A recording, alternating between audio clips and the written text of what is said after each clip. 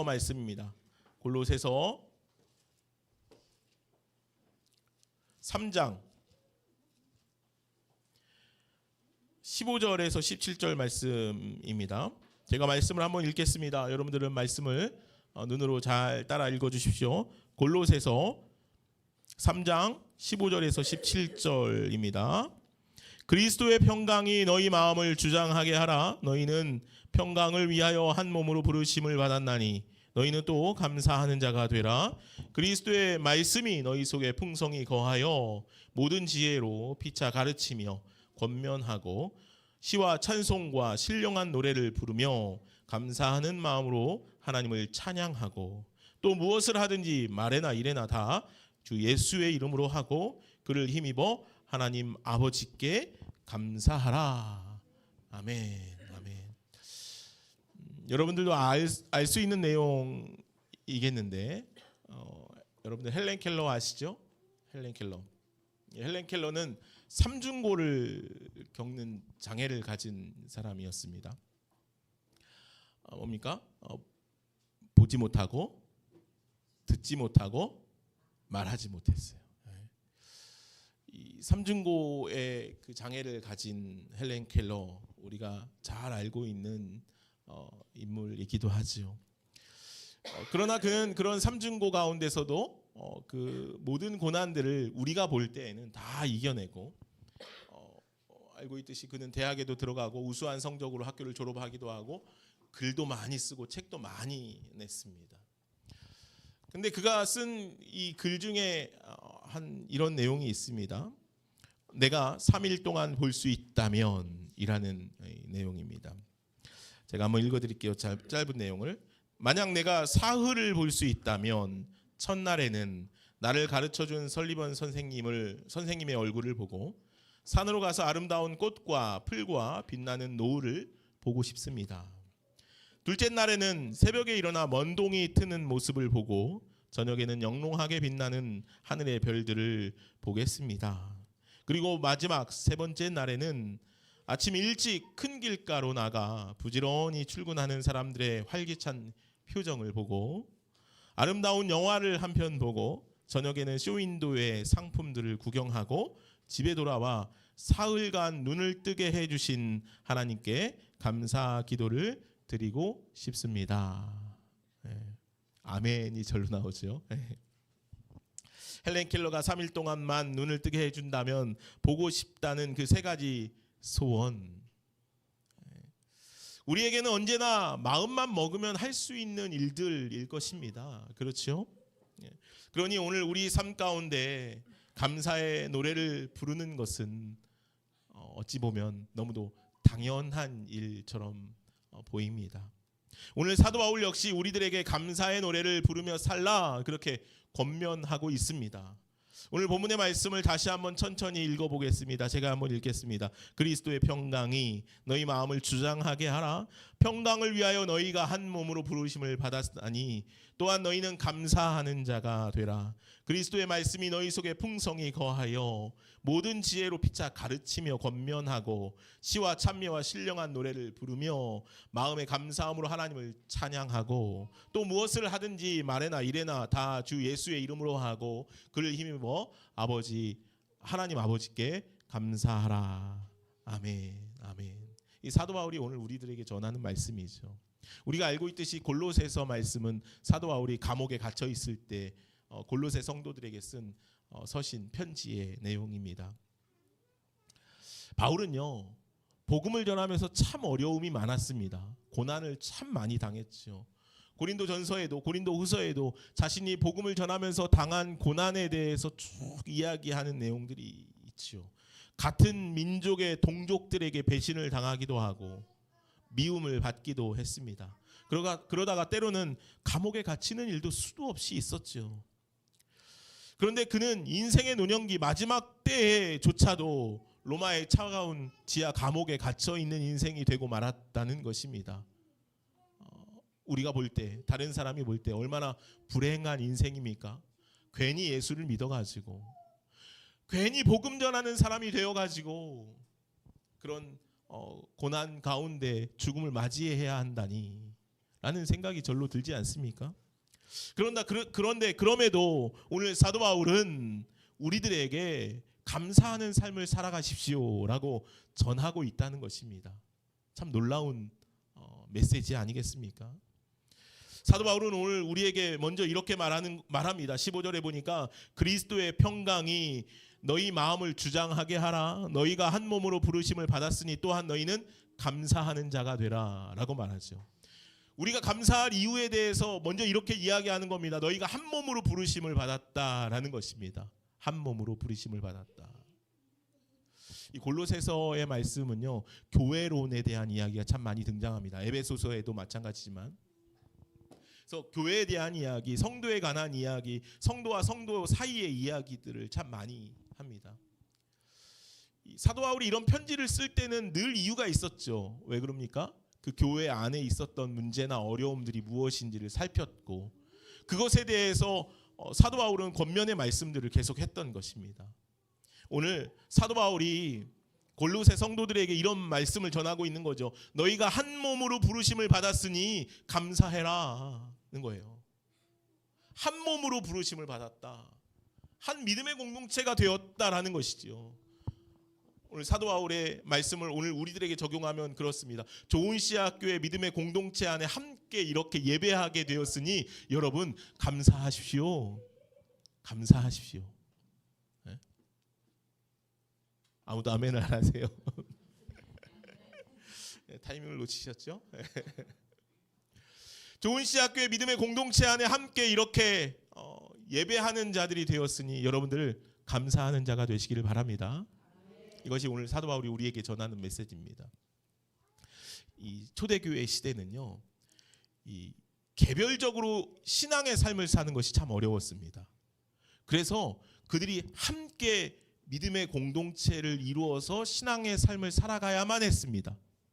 오늘날 우리들은 사실 공동체로 모여 있지만 사실 삶 자체는 개별적이지 않습니까? 그죠? 네? 삶은 다 개별적이에요. 그런데 초대교회 성도들은요, 이 삶이 하나였다고요. 한 몸 공동체로 모였어요. 가족처럼 모여서 살았어요. 그래야 뭘 할 수 있어서요? 신앙의 삶을 살 수 있었기 때문이에요. 그들이 같이 모여서 살아갈 수밖에 없었던 이유는 뭐라고요? 신앙의 삶을 유지하기 위해서, 신앙의 삶을 살아가기 위해서였다는 거예요. 그래서 같이 살아갔어요. 공동체를 이루고 살아갔다고요. 주일날만 예배 드릴 때만 딱 모이는 게 아니고 이 예배를 위해서 같이 살았다고요. 생각해 보십시오, 여러분들. 여러분들 그 가족을 이루고 살아간다는 게 참 좋은 일이지만 어려울 때가 많잖아요. 우리 정혜양 집사님 굉장히 긍정하시는데 가족 안에서 살아가는 게 어려워요. 그죠? 서로 맞춰야 될 게 많잖아요. 오래된 부부 사이도요, 왜 이렇게 우리가 안 맞지 하는 생각이 늘 들어요. 부부 사이만 그렇습니까? 부모 자녀 사이도 그렇죠. 형제 사이는 더더욱 그러겠죠. 맞추고 살아가야 될 게 많아요. 그런데 그런 가족도 아닌데 신앙 때문에 내가 믿음의 삶을 살기 위해서 같이 부둥키며 살아가야 했다는 거예요. 그게 얼마나 힘들었겠습니까? 생각도 다르죠. 뭐 생활 패턴도 다르죠. 다른 게 너무 많잖아요. 그래서 아마도 골로새 교회 성도들 안에 그런 어려움들이 많이 일어났던 것 같아요. 그래서 오늘 사도 바울이 권면하는 거예요. 너희가 한 몸으로 부르심을 받았으니 감사해라. 힘든 일들 많이 있겠지. 다른 것들 많이 있어서 부딪히는 것들도 많이 있겠지. 어려움이 많이 있겠지. 그런데 우리가 신앙 안에서 한 몸으로 세워진 것에 감사해. 오늘 주님 그렇게 우리에게 말씀하신다는 것이죠. 우리는 이제 주일에 한 번씩 오고 또 수요일 날 오고 우리가 늘 같이 붙어 사는 것은 아니지만 교회 공동체로 있으면서 우리 안에 생겨나는 어려움들도 있지요. 소소하게. 그죠? 그러나 오늘 사도 바울은 우리에게 말합니다. 우리를 구원의 공동체로 함께 묶어주신 것에 감사하는 삶을 살아가시기를 바랍니다. 아멘. 그런데 이 감사의 삶을 살기 위해서 우리가 내가 감사해야지 하면 여러분들 감사가 됩니까? 잘 그렇지 않잖아요. 그래 사도 바울이 이렇게 말씀하는 거예요. 뭐라고 말씀하냐면요. 앞절에 보니까 15절 앞에 부분 보니까 그리스도의 평강이 어떻게 하라고요? 너희 마음을 주장하게 하래요. 그리스도의 평강이 너희 마음을 주장하게 하라는 거예요. 우리가요, 내가 마음 먹는다고 다 할 수 있는 건 아니에요. 그죠? 내가 사랑해야지. 내가 뭐 해야지. 한다고 내가 뭐 다 그렇게 됩니까? 안 되죠. 그런데 골로새 교회 성도들도 그랬겠죠. 그래서 사도 바울이 이렇게 말하는 거예요. 그리스도의 평강이 너희 마음을 주장하게 해. 야, 너희들 힘으로는 안 될 거야. 뭘로 해? 그리스도의 평강, 그리스도의 은혜, 예수 그리스도의 사랑, 예수 그리스도의 십자가의 역사로 사랑해. 그것으로 너희 마음을 주장하게 해. 성령으로 너희 마음을 다스리게 해. 이런 말씀이죠. 오늘 우리들은요, 내 마음대로 할 수 없어요. 무엇으로 해야 돼요? 주님께서 주시는 마음으로 사랑할 수 있어요. 주님께서 주시는 마음으로 용서하고요, 주님께서 주시는 마음으로 나누고 섬길 수 있어요. 그렇게 공동체 안에서 그리스도의 마음으로 함께 세워가고 감사하는 삶을 살아갈 수 있는 그런 저와 여러분들이 되기를 간절히 소망합니다. 또 사도 바울은 우리에게 이렇게 말해요. 16절에 보니까요, 그리스도의 말씀이 너희 속에 풍성히 거하여 모든 지혜로 피차 가르치며 권면하고 시와 찬송과 신령한 노래를 부르며 감사하는 마음으로 하나님을 찬양하라. 아멘, 아멘. 추수감사절 즈음이 되면요, 이제 우리는 어떤 마음이 듭니까? 한 해가 다 갔구나. 그죠? 한 해 다 지냈잖아요. 그죠? 네. 여러분들 한 해를 어떻게 보내셨습니까? 한 해를 그리스도의 말씀으로 풍성한 한 해를 보내신 줄로 믿습니다. 오늘 본문 가운데 바울은요, 우리를 향해서 이렇게 말하는 거예요. 시와 찬송과 신령한 노래를 부르며 감사하는 마음으로 하나님을 찬양해라. 아멘, 아멘. 시와 찬송과 신령한 노래가 우리의 입술로 드러나게 하라는 거예요. 고백하라는 것이죠. 고백하라는 거예요. 주님을 향한 노래가 우리의 입술이 고백이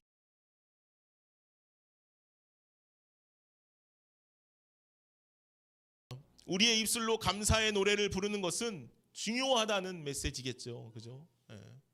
사도 바울은요, 로마서 10장 10절에 이렇게 우리들에게 말씀해요. 마음으로 믿어 의에 이르고 입으로 시인하여 구원에 이른다. 마음으로 믿어 의에 이르고 어떻게 한다고? 입으로 시인하여 구원에 이른다.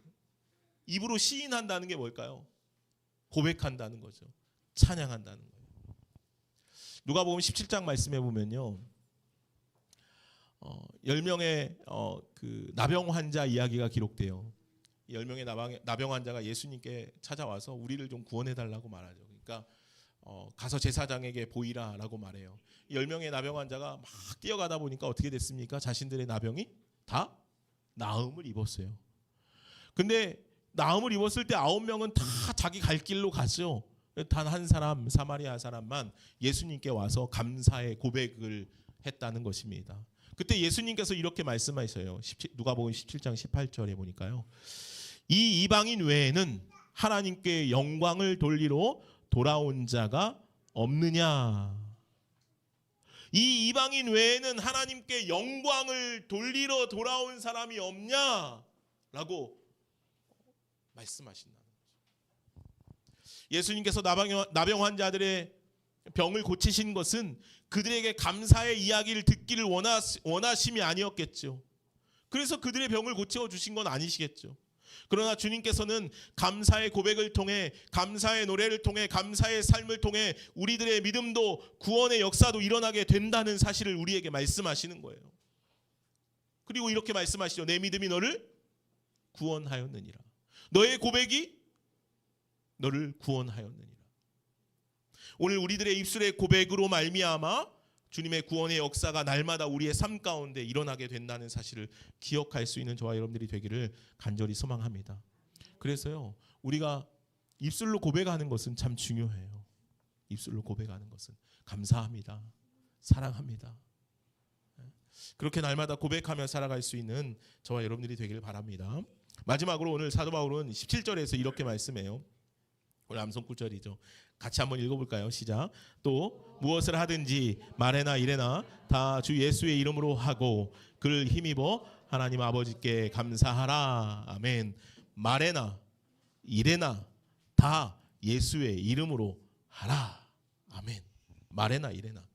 바로 앞에서 16절에서 입술로 고백하라고 했잖아요. 그죠? 우리가 고백하는 사람이 돼야 돼요. 사랑합니다. 감사합니다. 하나님 감사합니다. 우리 입술로 고백하는 삶을 살아야 한다는 거예요. 그런데 이어서 이렇게 말하는 거예요. 그렇게 말하는 것과 일하는 것에 동일해야 한다는 거예요. 감사는 언제나 행위가 뒤따라야 한다라는 말씀이겠죠. 그저 말로만 감사하는 것으로는 부족합니다. 아니, 온전한 감사의 노래는 우리의 삶으로 드러나게 되어 있다는 것이죠. 오늘 우리들의 입술의 고백이 동일하게 우리의 삶의 고백이 되어지기를 간절히 소망합니다. 이제 우리가 목장별로 또 청소년부도 다 이렇게 해서 찬양을 할 텐데, 그죠? 입술의 고백을 할 텐데 그 입술의 고백이 이제 그것으로 끝나는 것이 아니고 여러분들의 삶으로 계속 이어져 갈 수 있기를 간절히 소망합니다.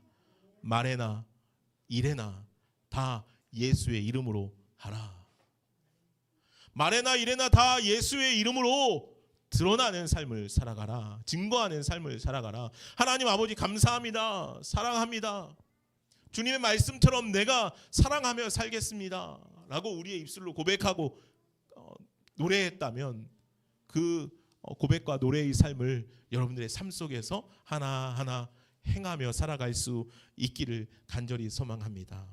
사랑하는 여러분, 오늘 추수감사 주일, 한 해 동안 우리를 향하신 하나님의 놀라운 은혜들을 감사하는 절기입니다. 이 절기를 통해서 우리는 하나님의 은혜를 다시 한번 또 한 번 기억하고 그 앞에 감사의 노래를 다 올려드릴 수 있는 우리 좋은시학교의 모든 성도들이 되어질 수 있기를 간절히 소망합니다. 이제 예배 설교 후에 같이 찬양하고 고백할 때 앞에 나와 하는 고백과 찬양들이 여기 모여있는 우리 모두의 찬양과 고백이 함께 되어질 수 있기를 소망하고 그 찬양과 고백이 여러분들의 삶 속에 뿌리 깊게 은혜로 흘러갈 수 있기를 간절히 소망하고 축복해 봅니다. 기도하겠습니다. 사랑과 은혜가 많으신 하나님 감사합니다. 오늘 추수감사 주일 예배의 자리로 우리를 불러주시고 함께 예배하고 고백하는 시간을 갖게 하시니 감사합니다. 하나님 감사하는 마음으로 감사 성단도 쌓았습니다. 주님, 또 감사하는 마음으로 주님 앞에 우리의 입술을 열어 고백하는 시간들도 가지려 합니다. 주님, 이제 이러한 모든 고백이 우리의 삶으로 드러나고 증거되고 전해질 수 있도록 주여 축복하여 주옵소서. 감사하며 예수님의 이름으로 기도하옵나이다. 아멘.